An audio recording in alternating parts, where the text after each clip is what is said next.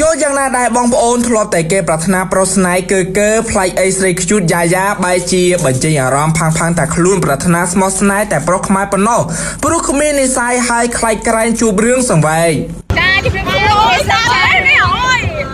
មួយឆ្នាំមានម្ដងចាដល់អស់ដៃហើយណាមួយណាក់បើប៉ាសំហាចាអើយឥឡូវមកបានសង្សារទៅនេះនៅចាតែគាត់ថា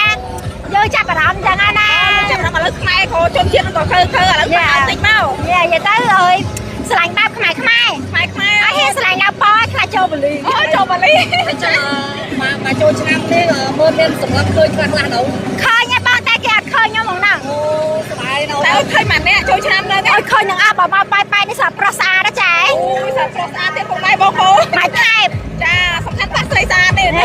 ប្រុសនៅមួយប៉ែនេះការលេងកំសាន្តបងប្អូនចាំមិនដែរអូនអើនិយាយហមតើដាក់ស្រាគាត់លេងបែបថ្លៃថ្នូរបងអត់មានប្រឡែប្រឡំយើងឯងប៉ាតដឹងប៉ាតហ្មងហើយអើយឥឡូវអ្វីដែលសំសង្កេតឃើញហ្នឹងគឺមានការលេងលក្ខណៈយកកំភ្លើងមាញ់តើគាត់មានការគ្រប់ខាងខប់បីដល់លកាឆ្នាំមុន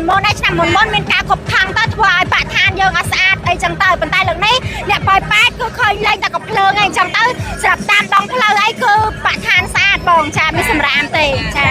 អូនយល់យ៉ាងណាដែរចំពោះកម្មវិធី Boost Strong ដែលបង្កើតកម្មវិធីសប្បាយៗនៅក្រុងប៉ែតចឹងអូនទៅសប្បាយខ្លាំងហ្មងបងឲ្យពុក